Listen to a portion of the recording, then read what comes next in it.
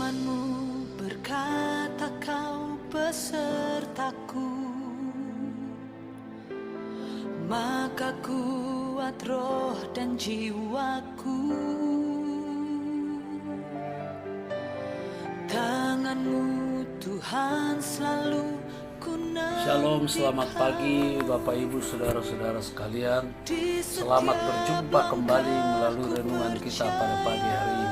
Sebelum kita masuk dalam renungan hari ini, saya akan berdoa. Bapa di surga, kami bersyukur Tuhan masih tetap memberikan kami kekuatan, kesehatan bersama untuk menjalani kehidupan ini, sehingga pagi ini kami boleh ada bersama-sama memuji Tuhan sebelum kami melakukan semua kegiatan aktivitas kami masing-masing. Kami akan merenungkan firman-Mu terlebih dahulu dalam nama Tuhan Yesus.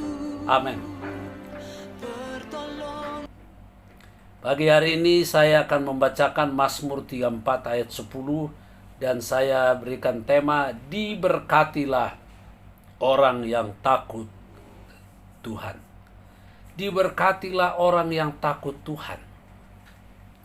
Takut di sini sama dengan orang yang menghormati Tuhan. Orang yang sujud dan menghargai, menyembah Tuhannya. Mazmur 34 ayat 10.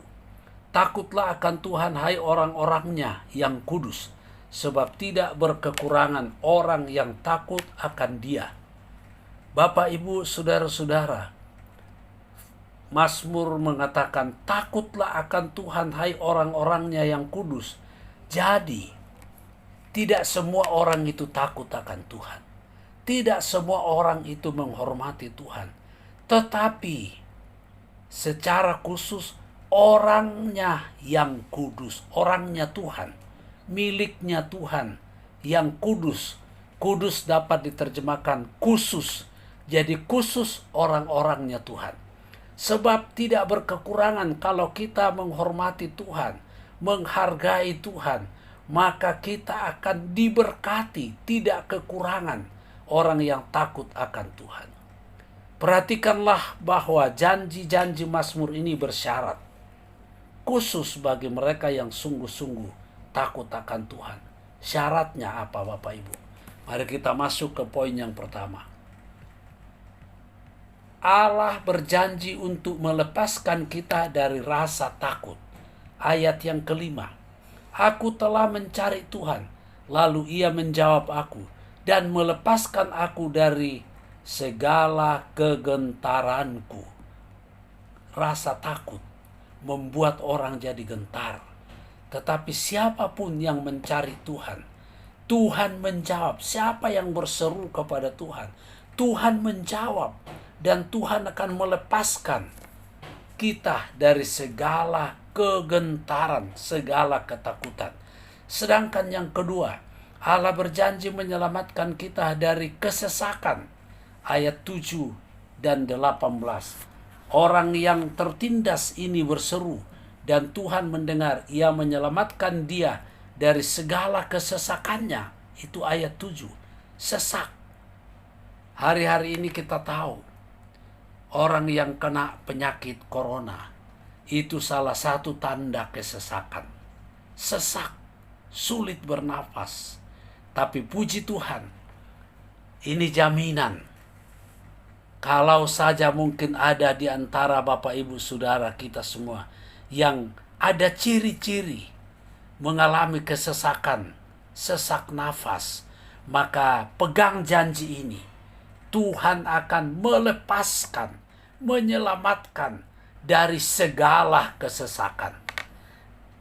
Ayat yang ke-18. Apabila orang-orang benar itu berseru-seru, maka Tuhan mendengar dan melepaskan mereka dari segala kesesakannya. Diulangi kembali 2 kali. Ini berarti sesuatu yang penting yang kita perlu perhatikan. Orang yang berseru, orang benar itu kalau berseru, siapa orang benar? Orang yang sudah diampuni dosa-dosanya dan dia berseru kepada Tuhan, Tuhan dengar, Tuhan lepaskan mereka dari segala kesesakan. yang terakhir, Allah mengutus malaikatnya. Allah mengutus malaikatnya berkemah di sekeliling kita. Nah, kata berkemah di sekeliling ini berarti menjaga. Mungkin kalau seorang pejabat, maka di rumahnya itu ada pos penjagaan. Nah, sekarang anak-anak Tuhan bukan manusia yang membangun pos penjagaan di depan rumah kita, tetapi malaikat Tuhan membuat kemahnya di sekeliling kita. Tujuannya untuk menjaga dan melindungi kita semua. Oleh karena itu, malaikat Tuhan berkemah di sekeliling orang-orang yang takut akan Dia. Ayat yang ke-8. Lalu meluputkan mereka. Ketika para malaikat Tuhan berkemah di sekeliling kita, maka ketika ada musuh, ketika ada penjahat yang akan menyerang Bapak Ibu, maka malaikat-malaikat itu sendiri yang akan meluputkan, melepaskan, sehingga kita tidak disentuh oleh kejahatan yang terjadi. Dan yang terakhir, Allah menyediakan kebutuhan kita secara melimpah. Luar biasa.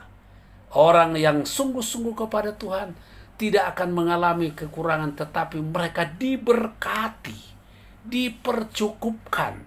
Ayat yang ke-10 dan 13 menyediakan kebutuhan kita secara melimpah. Saya bacakan ayatnya. Takutlah akan Tuhan, hai orang-orangnya yang kudus, sebab tidak berkekurangan. Kita selalu berkecukupan. Ya mungkin tidak berlebihan, tapi yang pasti cukup. Dan ketika cukup itu sudah terjadi, kita alami, ada saja kemungkinan akan limpah, kata firman ini. Siapakah orang yang menyukai hidup? Ini ayat yang ke-13. Siapa yang orang yang menyukai hidup dan mengingini umur panjang untuk menikmati yang baik? Saya percaya pertanyaan ini kita bisa jawab. Semua orang menyukai hidup. Semua orang mengingini umur panjang. Makanya ketika orang berulang tahun, nyanyian yang paling populer, panjang umurnya, dan seterusnya. Karena memang semua orang itu mau umur panjang. Dan ini adalah berkat yang Tuhan berikan. Ini adalah kebutuhan semua manusia, dan Tuhan akan berikan kebutuhan itu secara melimpah. Inilah kebenaran yang saya sampaikan pagi hari ini. Tuhan Yesus memberkati. Kita berdoa. Bapa di surga, kami datang kepadamu setelah kami mendengarkan firman Tuhan pada pagi hari ini. Kiranya kami selalu menyadari dan memahami bahwa Tuhan akan memberkati setiap orang yang takut akan Tuhan, orang yang menghormati Tuhan. Berkati seluruh para pendengar di mana saja berada.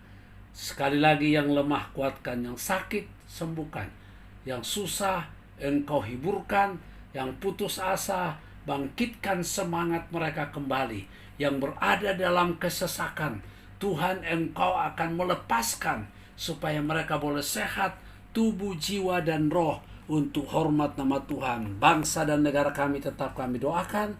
Kota kami kami boleh berada di dalamnya, berkati daerah kami Tuhan, keluarga kami, orang tua, saudara-saudara, kaum famili kami di mana saja berada di seluruh Indonesia. Tuhan memberkati mereka. Dalam nama Tuhan Yesus kami berdoa. Amin.